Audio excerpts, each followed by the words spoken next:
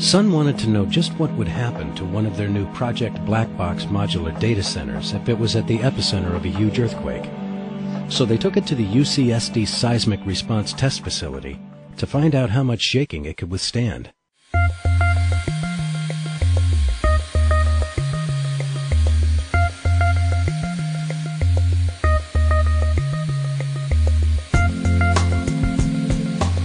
The reason we're doing this is to verify the robustness, the mechanical robustness of Project Blackbox. We built this thing to survive a lot of shake and shock, and now we have to prove that it does. But we want to find out the envelope that this thing will operate within, so we want to take it to the extremes and find out. The Sun is interested to find out what the actual performance of their equipment is under real conditions. And here in California and at many other places around the world, earthquakes are frequent occurrences. If you're trying to build a new device, which is essentially a portable machine room, you need to know how it reacts in a whole bunch of circumstances. So this is one of the 4 actuators that we have hooked up to the table, one in each corner, and with the servo controls and then the control computer, we can basically tell the machine to go in any direction we want. Well, this platform really is capable of simulating 6 degrees of freedom motions. And so all the motions you can see in a real earthquake are duplicated by this machine. Over the past 2 weeks, we've been subjecting the box to all kinds of different stresses, and we've been learning how it responds.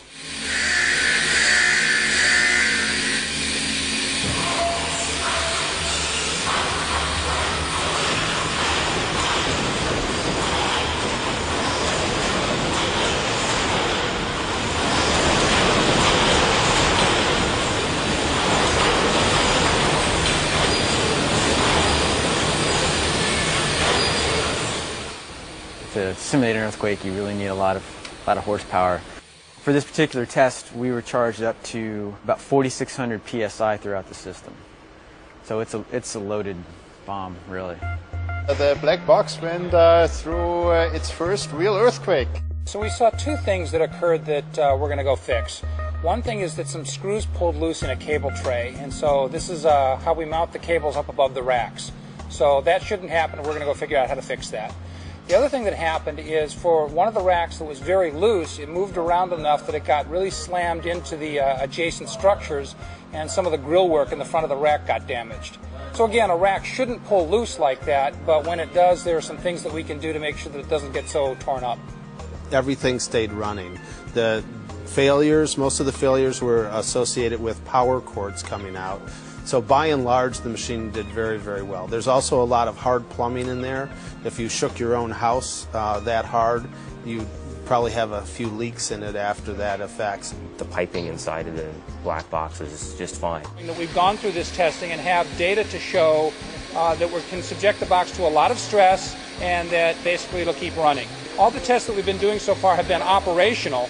So we're actually tremendously exceeding what's the normal operational envelope of the box, and yet everything keeps running.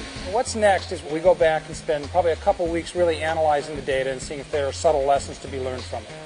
The outcome of the tests were just much better than any of us would have expected coming into it. Machines stayed up in more violent circumstances than we thought that they would stay up.